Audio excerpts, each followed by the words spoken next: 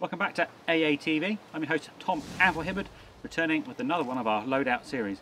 This time we're covering Mercenaries in Africa from about 1990 to 2000. We're going to do two versions. One, the movie Blood Diamond, which features mercenaries quite extensively, and then the second one will be focusing more on actual conflict, so some private military contractors, private armies operating in Africa in the 1990s.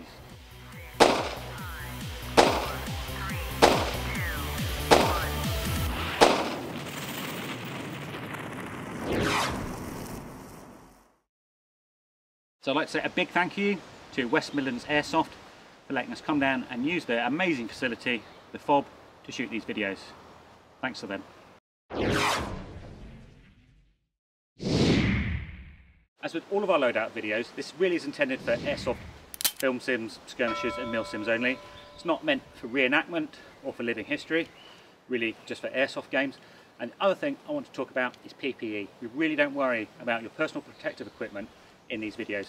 So whatever boots, safety glasses, gloves and face protection you want to wear to keep you safe in a game, don't worry about it, and we don't either. Start off our Blood Diamond Mercenary loadout. I'm wearing a set of US Woodland top and bottoms, colloquially known as M81, but in reality it's basically US Woodland pattern camouflage.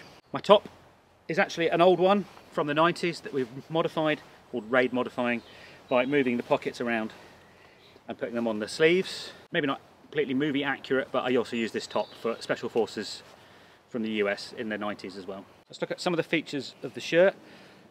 I've got the sleeves rolled up. I don't tend to like stuff on my forearms in the kind of hero sleeves format. You can see a close-up of how we've moved the pockets onto the arms. These used to sit on the torso, and we've also canted these pockets as well, so you can get to them when you're wearing body armour. Don't have to do that, it's not in the movie, but that's the way I like this shirt. So we've got, again, got plenty of storage space for stuff on the shirt. Put all your bits and bobs in there. So the trousers, again, US Woodland. These are from Helicon. You can buy these absolutely everywhere. So you can either get original US Army surplus, particularly if you're in the US. If you're in the UK, that's quite a bit harder, but there are absolutely tons of pretty accurate US Woodland camouflage BDUs available. So they come with really big pleated cargo pockets. You can put loads of stuff in there. They tend to have a double knee, so there's two layers of fabric. It's not padded, but there's two layers of fabric, so you're not going to go straight through your knees the first time you go out playing. Headwear wise, a lot of the mercenaries in the movie don't really wear a hat, but I like wearing a hat when I'm playing airsoft, mainly because I've got no hair on top, so BBs kind of sting. So I've got this proper, that's the company, not the type, jungle hat or boonie hat, and again in US Woodland.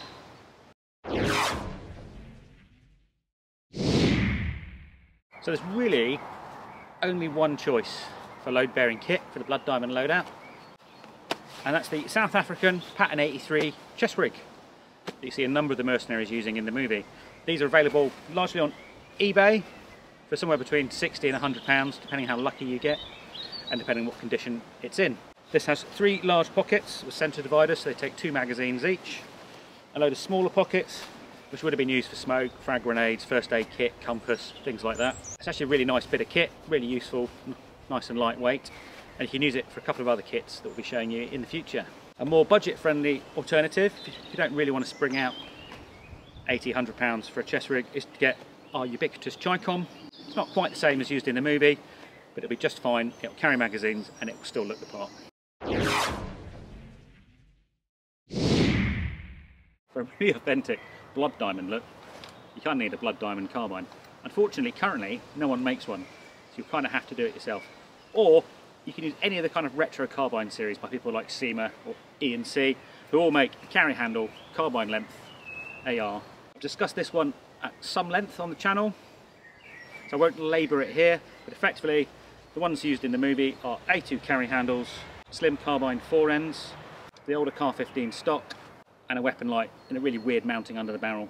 Leonardo DiCaprio's character uses one with a suppressor, rather like this one. If that's a bit more difficult, you could get away with something like an AK, ubiquitous in the African mercenary scene, or an older XM177E2, E1, something along those lines. And there's quite a few of those now on the market, so you can get pretty much the look without having to build yourself a completely custom gun. So Africa is a hotbed for small wars, unfortunately to the present day, and these are normally fought by states and governments against each other. However, increasingly, they contracted private military companies to do the fighting on their behalf, particularly for the really important missions and some of the more difficult sections of the conflict. We're going to look today at a general impression of a PMC operator from about the 1990s up to about the 2000s. For the start of our Inspired By private military contractors, mercenaries in Africa, we'll just go through our top and bottoms. Now, this is not exact, and it's not even based on a single reference photo. This is much more of a 10 meters away at a film sim, get it about right, get the colors about right, rather than trying to be strictly accurate. And also, we're being quite budget. You see a lot of lizard pattern camo being worn. Some of that now is extremely expensive, particularly the French stuff, which is really popular, and some of the South African stuff, which is really hard to find, especially in larger sizes. This is a more modern Greek lizard pattern shirt, hence why it has some of the more Velcro features and stuff like that on it. However, it was only £18 on eBay, which compared to some of the £100+ bits of kit you can get is an absolute bargain, and it's much more readily available, especially in the more normal person sizes, not in Gigantor like me. So as it's mercenaries, there isn't really a set uniform, though certain companies would try and wear similar camouflage to avoid friendly fire incidents, but it did mean you found gear from many, many nations being used. In this case, I'm using a set of British lightweight trousers. They're nice and lightweight, they're nice and comfortable. They're green, which is completely in keeping with some of the pictures we've seen. And they're also incredibly useful for other loadouts as well. And we've used them previously in our loadout series. Well worth buying.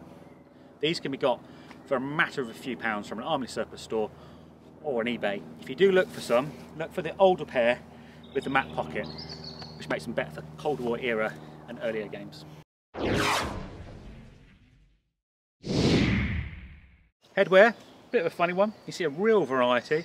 Sometimes you don't really see a lot. You see a lot of kind of sweatbands like Rambo to keep sweat from running into eyes and making a mess of camo paint. You do see some berets, typically used by former soldiers who want to show the unit that they served with, show you how tough they are. That's fairly common.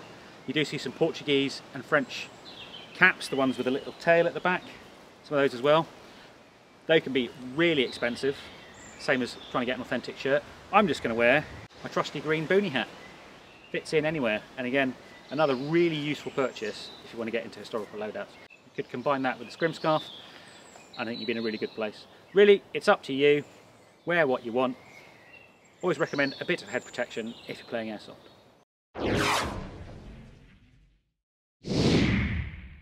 So load bearing equipment. There's a little bit of variety in the pictures we've seen. A lot of it's either of communist or South African origin. I'm wearing the absolutely ubiquitous Chicom chest rig, low cost, £15–20. 3 mags, you can get 2 in some of them if you stretch them out. A couple of extra pockets, super useful. And as before, we've faded this one with a bit of bleach to get it looking a bit more faded under the African sun. One of the more common ones you see is, as I said, the South African load bearing series, the Pattern 83 and the Nutria Brown. This is the chest rig again. You've seen this before. 3 centre pouches. These are double stacked. You can get 2 magazines in each one. And you often see a lot of guys wearing the M83 battle jacket as well, particularly if they're using an AR variant. This one's more suitable for AKs, as it has the bigger mags for those. You can get these for about £75 to £100. The battle jackets, generally £100 plus. And as I said before, Chicom's about 15 quid. So you've got a bit of choice there. If you've already got it, though I wouldn't necessarily go out and buy some.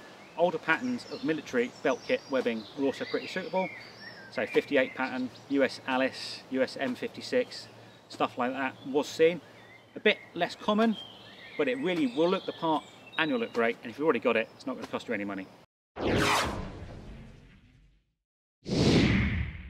So, as we're using gear designed for AK-47s or AKMs, really the replica choice for this loadout would be an AKM, or the folding stock variant, the AKMS.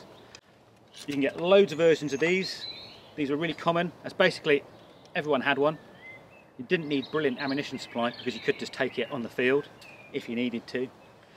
It's really quite rare to see things like ARs, AR-15s, M16s. There just wasn't the ammunition supply, and locally produced AKs AK magazines and AK ammunition was readily available in Africa. Made a lot more sense to use something like this. If you've already got one, a 70s or 80s NATO G3, FNAFAL, stuff like that were used, absolutely. But if you're going to go and buy a replica, an AKM or an AKMS, these are both by LCT. They've got absolutely lovely laminate plywood, furniture, steel receivers, loads of steel parts, look the part, feel the part. That's what I would go for.